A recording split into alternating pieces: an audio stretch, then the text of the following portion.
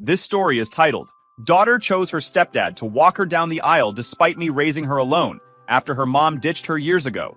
Hi everyone, before we dive in, a quick favor. If you enjoy content like this, please hit the subscribe button. It's free, supports the channel, and make sure you never miss out on amazing videos. Alright, let's get started. Hey Reddit, I never thought I'd be airing this out here, but I don't know where else to turn. I'm 46. A single dad who raised my daughter, Emily, now 26, basically on my own after her mom, Vanessa, bailed when she was just 5 years old. Yeah, Vanessa just straight up left us. No big fight, no build-up. One day she said she needed space, and then she was gone. I knew later why she did that, but I won't spill the tea now. You'll find out later in the story. So I was left holding the bag, trying to figure out how to raise a kid on my own. It wasn't easy, but I did it. I worked long hours, made sure Emily had everything she needed, and showed up for all the little and big moments in her life. For 12 years, it was just the two of us. Emily was my whole world, and I like to think I did a decent job. I was there for every scraped knee, every school event, every tough day. Of course, she'd ask about her mom from time to time, especially as she got older. Where is she? Why did she leave? Was it my fault? That last one broke me every time. I'd tell her, "No, sweetheart, it wasn't your fault. Your mom loves you. She just needed to go somewhere else." I never badmouthed Vanessa, even though, honestly, I wanted to. I figured Emily would come to her own conclusions when she was older. Fast forward to when Emily turned 17. Out of nowhere, Vanessa reappeared. It was a regular Saturday afternoon. I was outside working on the lawn while Emily was upstairs studying for a history test. The doorbell rang, and I figured it was a neighbor or maybe a delivery. But when I opened the door, there she was, Vanessa. She looked different, all polished up, carrying some expensive purse, and smiling like we were old friends catching up after coffee. "James," she said, all sweet like nothing had happened. Before I could even process what to say, Emily came downstairs and froze at the sight of her. "Mom?" she whispered, like she wasn't sure if she was dreaming. Vanessa lit up and opened her arms. Emily ran into them, and they hugged like no time had passed. Meanwhile, I just stood there in the doorway, feeling like a damn outsider in my own house. I wish I could say that was the worst of it. But oh no. Vanessa wasn't just back to say hello. She came armed with a whole new story, one where I was the bad guy. And as much as I wanted to tell the whole story of how harmful Vanessa was, I kept it to myself because I didn't want to break Emily's heart. Over the next few weeks, she started spending more and more time with Emily. Lunches, shopping trips, you name it. I didn't want to stop them from reconnecting. Emily deserved to know her mom. But Vanessa wasn't just reconnecting. She was rewriting the past. She told Emily she'd left because I was controlling, that I made her life impossible. She claimed she stayed away all those years because she didn't feel safe coming back. And the worst part? Emily started believing her. I mean, she didn't come out and say, "I believe Mom." But the questions started. Why didn't you ever try to find her, Dad? Why didn't you let her back sooner? Like I'd been holding the door shut all these years? It wasn't just Vanessa either. She brought along her new husband, Greg. Now, Greg didn't seem like a bad guy. He's one of those overly polite types who smiles a lot and doesn't say much. But Vanessa painted him as some kind of hero, the perfect stepdad who was here to fill in the gaps I'd supposedly left. I could feel the shift in Emily. She started seeing her mom and Greg as this picture-perfect family, while I was just the guy who did the grunt work when they weren't around. One day, Emily hit me with, "Mom said you didn't want her around. Is that true?" I swear, it felt like someone punched me in the chest. I tried to stay calm. "No, Emily, that's not true. Your mom left because she wanted to. I didn't stop her. I didn't even know where she went. She didn't respond, just nodded like she wasn't sure what to believe." That was the worst part, seeing my own daughter doubt me after everything we'd been through. Vanessa kept pushing her "we're one big happy family" act. She'd show up with Greg, all smiles, picking up Emily for another outing. I'd watch them leave, feeling like an outsider in my own daughter's life. I figured I just had to wait it out, let Emily come to her senses. But honestly, I wasn't sure how much longer I could take watching Vanessa rewrite history and make herself the hero of Emily's story. So fast forward a few years, and Emily's now 26, engaged to her boyfriend Ryan. I like the guy. He's solid, works hard, treats Emily well, and doesn't come off as a know-it-all like some of the other guys she dated.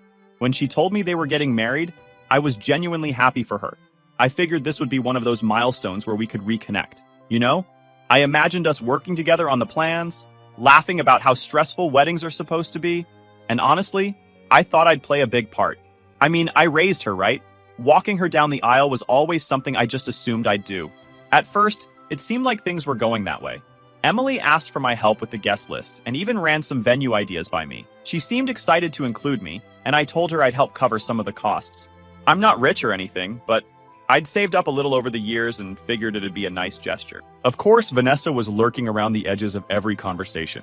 She'd pop up with suggestions about the wedding, flowers, catering, even Emily's dress. At first, I tried to ignore it. It wasn't my place to tell Emily who to listen to, but then Vanessa started making herself the center of the plans. She'd say things like, "Oh, Greg and I have connections with this amazing photographer," or "Greg's friend owns a venue, and he could give us a great deal." Emily seemed all for it, which stung a little, but I let it slide. This was her wedding, after all. Things were rolling along until Emily and I went out for dinner one night. It was supposed to be a casual thing, just catching up and talking about wedding stuff. We were at this little diner we used to go to when she was younger, and I was feeling pretty nostalgic, honestly. We were halfway through our burgers when she hit me with it. "Dad, I've been thinking about the ceremony," she started, looking down at her plate. I nodded, figuring she wanted advice or something. "Yeah? What about it?" She took a deep breath and said, "I think I want Greg to walk me down the aisle." I froze. For a second, I thought I'd misheard her. "Greg?" I repeated, trying to keep my voice steady. She nodded, still not looking at me. "Yeah, he's been such a big part of my life these past few years, and Mom thought it would be meaningful." There it was. Mom thought. Vanessa's fingerprints were all over this. I didn't know what to say. I just sat there, staring at her. This was supposed to be my moment. I'd been there for everything. Every school event, every tough day, every achievement. And now she wanted Greg, a guy who showed up halfway through her life, to take my place? "Okay," I finally said, keeping my voice as neutral as I could. Emily looked relieved, like she'd been expecting me to blow up. "I just think it would mean a lot to everyone, you know? It's not about replacing you or anything." "Not about replacing me? Then what the hell was it about?" The rest of the dinner was a blur. I think I nodded a lot and made some lame comments about how the food was good. But inside I was fuming. How could she not see how hurtful this was? When I got home, I sat down and tried to make sense of it. I went through every memory of raising her, wondering if I'd messed up somewhere. Did I not show her enough love? Did I make her feel like I wasn't there for her? But no, that wasn't it. I knew what this was. This was Vanessa. She'd been working on this for years, planting seeds and twisting the narrative, until Emily believed Greg deserved this moment more than I did. The next day, I made a decision. If I wasn't important enough to walk my own daughter down the aisle, then I wasn't going to help pay for the wedding either. I called Emily and told her straight up, "Look, I love you, and I want you to have the wedding you want, but I can't support something that pushes me aside." She didn't argue. She just said, "I understand," in this quiet voice that made me feel like the bad guy. But what was I supposed to do? Smile and write a check while Greg played the role I'd spent 26 years earning? No thanks. Vanessa, of course, wasted no time jumping in. She called me a few days later, all fake sweetness.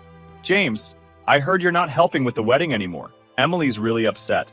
"Yeah, well, maybe she should have thought about that before asking Greg to take my place," I shot back. "James, don't be so dramatic," she said, like I was the one overreacting. "This isn't about you.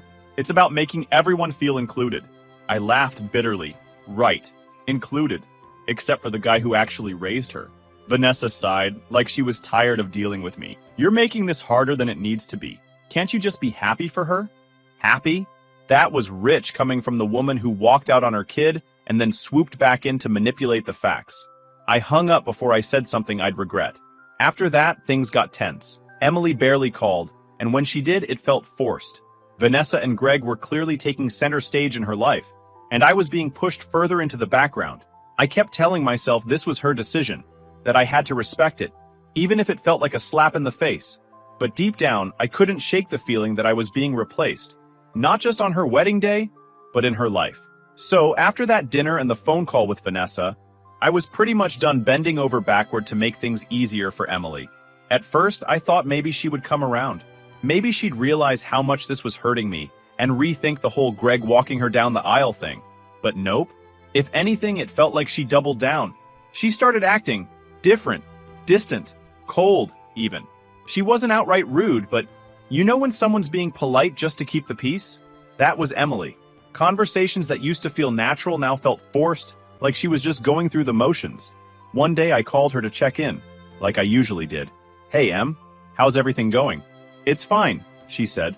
Her tone clipped. I'm really busy with wedding stuff. Anything you need help with? I asked, even though I knew the answer.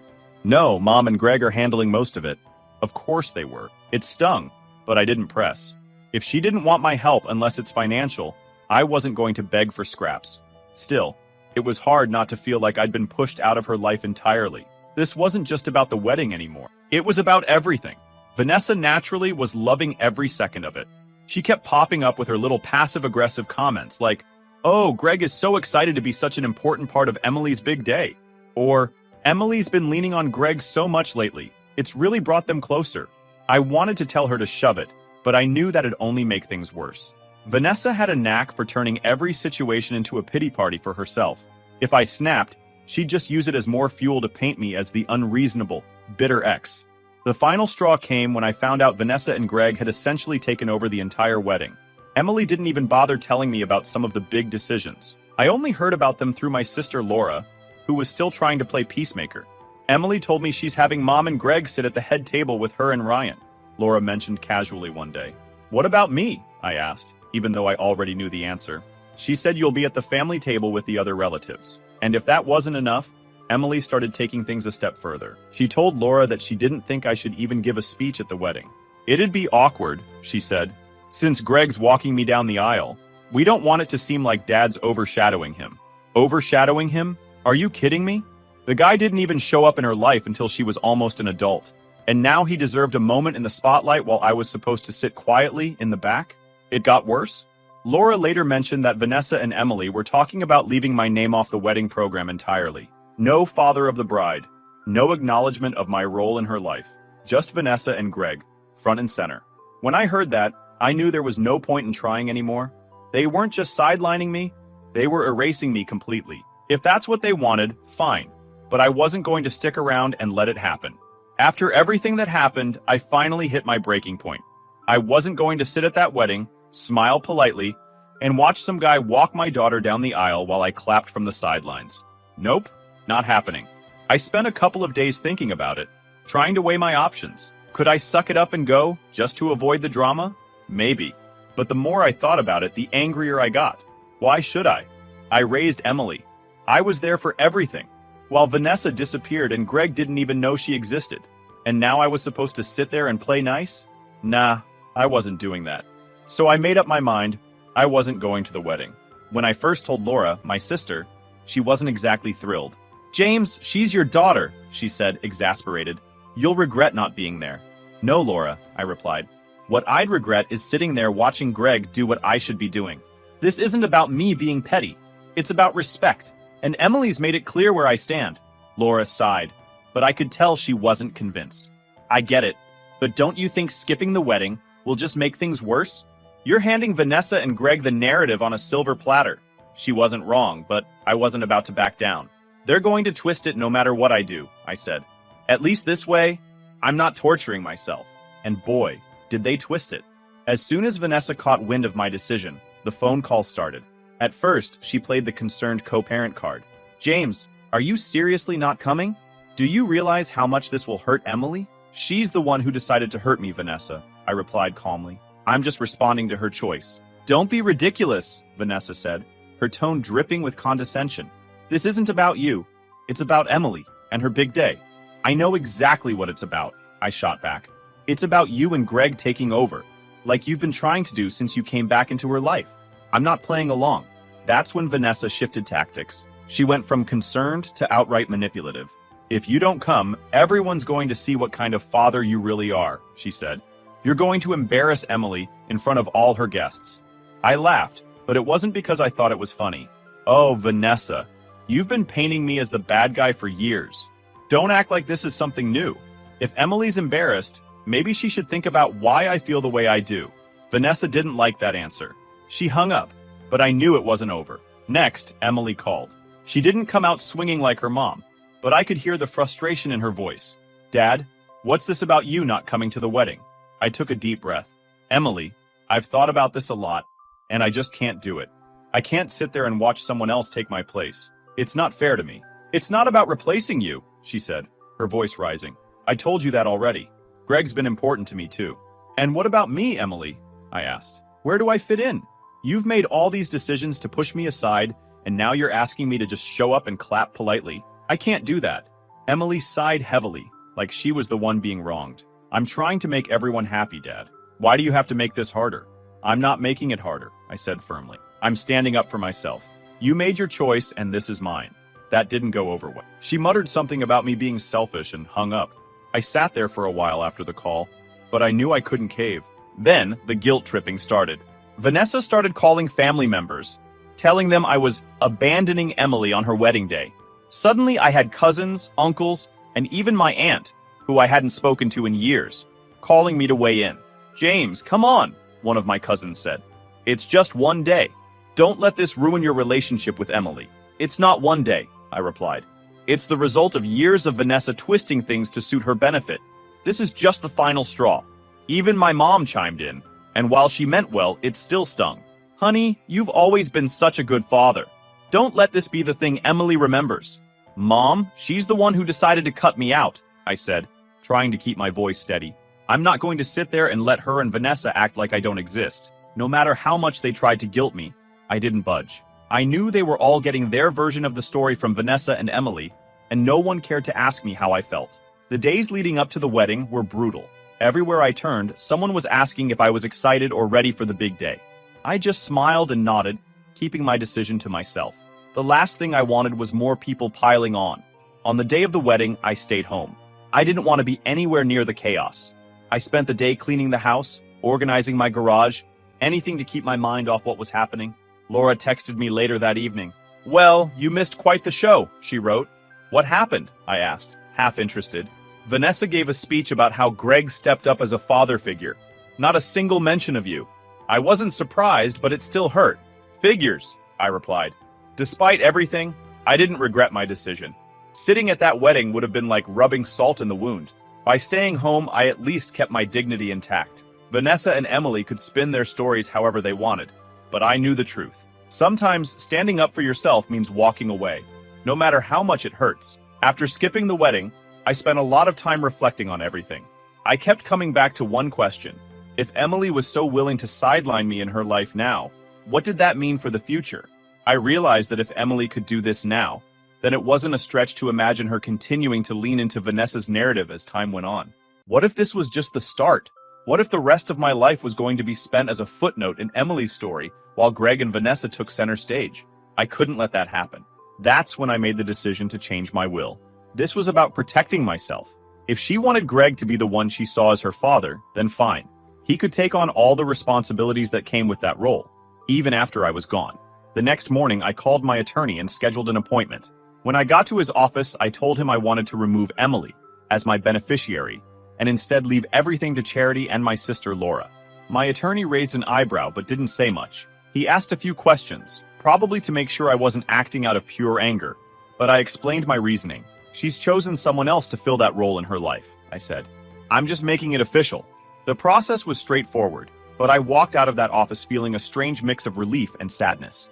On one hand, I felt like I was finally standing up for myself. On the other hand, it was hard to let go of the vision I'd always had for the future, one where Emily and I were close, where I got to watch her grow into her life and family. I thought this decision would stay private for a long time, maybe even until after I was gone. But somehow, Emily found out within days. My guess is that Laura let it slip, though she swears she didn't. Either way, the phone call I got from Emily was anything but pleasant. Dad, what the hell is this about you cutting me out of your will? She said, not even bothering with a hello. I sighed, already bracing myself for the argument.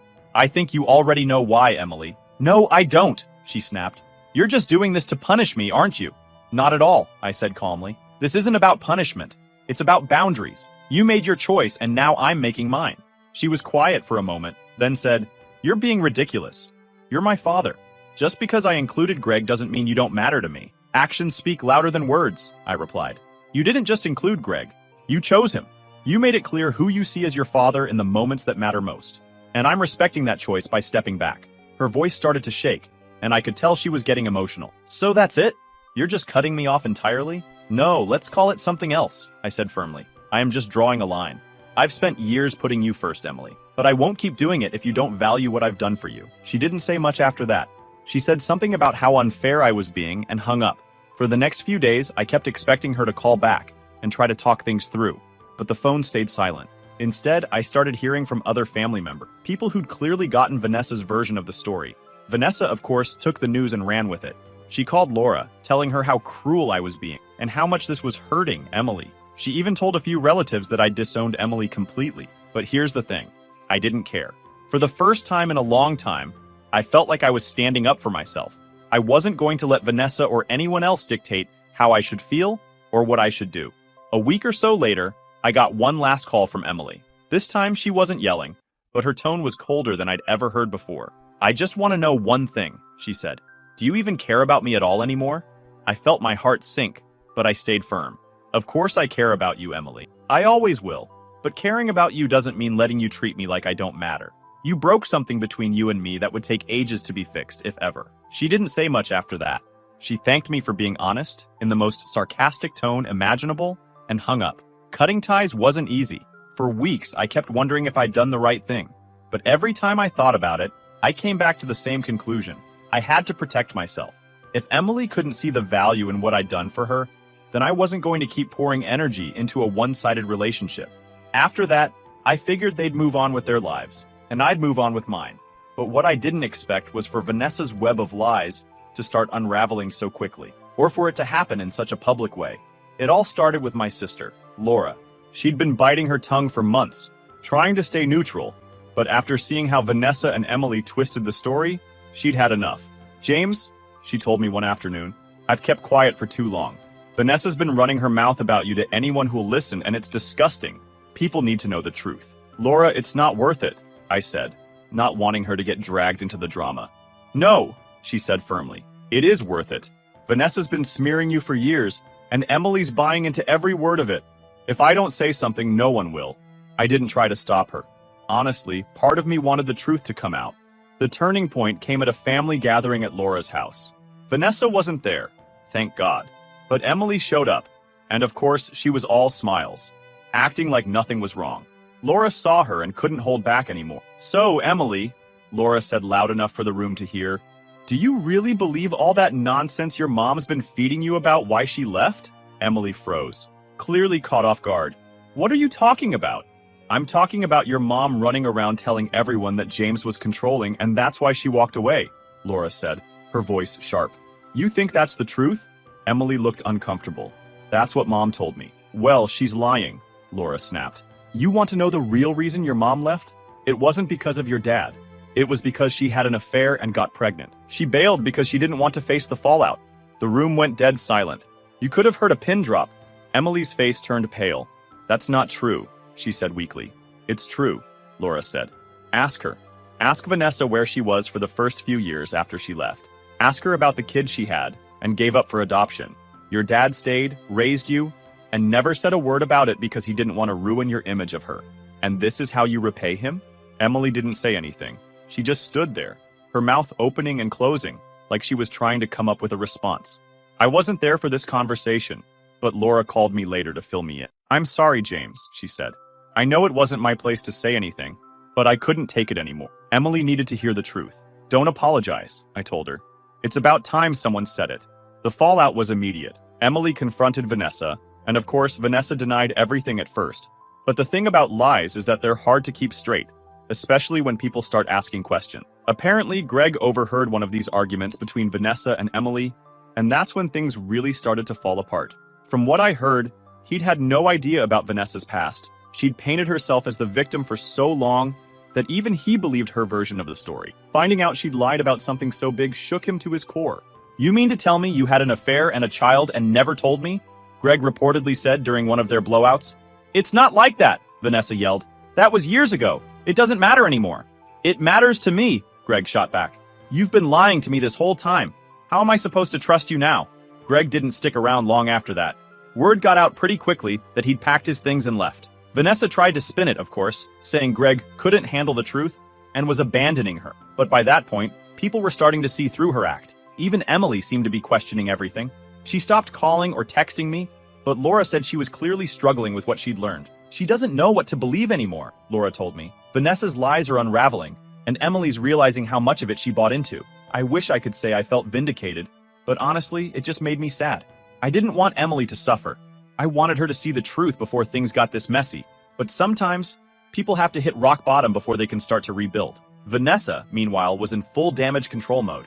She started reaching out to people, trying to spin the story in her favor. But the more she talked, the worse it got. People who'd once believed her started turning against her, seeing her for the manipulative person she was. It wasn't just family either. Vanessa's friends, people who'd stood by her for years, began distancing themselves. Nobody likes being lied to, and Vanessa had been lying for a long time.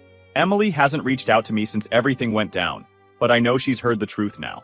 Whether or not she believes it is up to her, I'm not holding my breath for an apology or a reconciliation, but I hope she takes some time to really think about everything. I kept to myself for the next few weeks. I thought I was making progress until one day there was a knock at my door. I opened it to find Emily standing there. She looked worn out, like she hadn't slept in days. And for a moment, I felt a pang of sympathy. But then I reminded myself of everything that had happened. "Hi, Dad," she said softly. I leaned against the doorframe, keeping my face neutral. "Emily, what are you doing here?" "I wanted to talk," she said, shifting nervously. "Please." I let out a long breath. Part of me wanted to slam the door, but another part, the part that still remembered rocking her to sleep as a baby, couldn't do it. "All right," I said, stepping aside. She sat on the couch, and I stayed standing, crossing my arms. "What's this about?" She looked down at her hands, clearly struggling to find the words. "I've been thinking a lot about everything. About the wedding, about Mom, about how I treated you." I didn't say anything, just waited for her to continue. "I know I screwed up," she said, her voice trembling. "I let Mom get in my head, and I didn't stop to think about how much it was hurting you. I made you feel like you didn't matter, and that's the last thing I ever wanted." Her words hung in the air, but they didn't hit the way I think she thought they would. I'd waited so long to hear her admit the truth, but now that she was saying it, it didn't feel like enough. "Why now, Emily?" I asked, keeping my voice steady. "Why come here now, after everything?" She looked up at me, tears in her eyes. "Because I'm sorry. I know I can't take back what I did, but I want to make it right. I want to fix this." I let out a bitter laugh. "Fix this? Emily, this isn't something you can just fix. You didn't just hurt me. You replaced me. You made it clear that Greg and Vanessa were your priority. And now that it's all fallen apart, you want to come back and pick up where we left off?" "That's not what I'm saying," she said, her voice cracking. I miss you, Dad. I miss us." I shook my head, feeling more exhausted than angry. "Emily, I spent 26 years putting you first. I gave you everything I had, and when it came time for you to show me even a fraction of that loyalty, you chose them. Do you have any idea what that felt like?" She didn't answer, just wiped at her face as the tears started falling. "I'm glad you're starting to see the truth about Vanessa," I continued. "But this isn't just about her lies. This is about trust, Emily, and I don't know if I can ever trust you again." Her shoulders slumped, and she looked like she wanted to disappear into the couch. "So, that's it?" I sighed, running a hand through my hair. "I don't know what the future holds, Emily, but right now, I need space, I need time to heal, and I can't do that with you in my life." She sat there for a moment, like she was trying to figure out if she should argue or just accept it. Eventually, she nodded. "I understand," she whispered. I walked her to the door, and as she stepped outside, she turned back to me. "I really am sorry, Dad. I hope one day you can forgive me." I didn't say anything, just gave her a small nod before closing the door. Vanessa, meanwhile, was still dealing with her own fallout.